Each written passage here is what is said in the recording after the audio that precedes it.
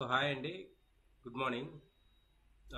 Actually నిన్న ఒక రెండు కొత్త టెంప్లెట్స్ అనేవి అప్డేట్ చేసాం. ఏంటి అని అంటే మీకు ఇప్పుడు చూపిస్తాను. ఓవరాల్గా రిపోర్ట్స్ అనే ఆప్షన్స్లో ఒక టెంప్లెట్ ఏంటి, టెస్ట్ ఆఫ్ ఐడెంటిఫికేషన్ పీరియడ్ ఎలా చేయాలి, అదేవిధంగా ఇంక్వెస్ట్ రిపోర్ట్ అనేది ఇంగ్లీష్లోనే ఉంటుంది, అదేవిధంగా టెస్ట్ ఆఫ్ ఐడెంటిఫికేషన్ పీరియడ్ కూడా ఇంగ్లీష్లోనే ఉంటుంది. సో మీరు ఎవరైనా ట్రై చేయాలనుకుంటే జస్ట్ దీని మీద క్లిక్ చేసి యూజ్ అనే బటన్ క్లిక్ చేస్తే మీకు ఆటోమేటిక్గా ఒక ఫామ్ ఓపెన్ అవుతుంది. ఈ ఫామ్లో మీరు ఏదైతే ఎంటర్ చేయాలనుకుంటున్నారో వాల్యూస్ ఎంట్రీ చేస్తే మీకు ఆటోమేటిక్గా ఒక టెస్ట్ ఆఫ్ ఐడెంటిఫికేషన్ పీరియడ్ అనేది జనరేట్ అవుతుంది అనమాట. సో ఈ విధంగా టెస్ట్ ఆఫ్ ఐడెంటిఫికేషన్ పీరియడ్ కూడా చేయొచ్చు. అట్ ద సేమ్ టైం మీకు లేదు నాకు ఇది అవసరం లేదు అనిపించుకునేటప్పుడు ఇంకా వేరే ఇంకో రిపోర్ట్ ఏంటి అంటే ఇంక్వెస్ట్ రిపోర్ట్ ఒకటి జనరేట్ చేస్తాం.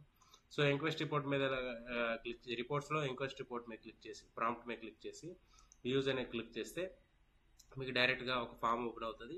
ఆ ఫామ్లో మీరు డేటా ఫిల్ చేస్తే ఇంగ్లీష్లోనే మీకు మొత్తం ఇంక్వెస్ట్ వస్తుంది. మీరు ఫిల్ చేసేటప్పుడు కూడా ఈచ్ అండ్ ఎవరి కాలంలో ఏం ఫిల్ చేయాలనేది కూడా ఇంగ్లీష్లో మీకు మెన్షన్ చేసి ఉంటుంది.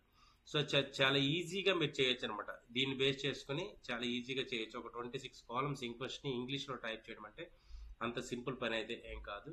సో అంత సింప్లిఫైడ్ వర్క్ని మేము క్రియేట్ చేసాం.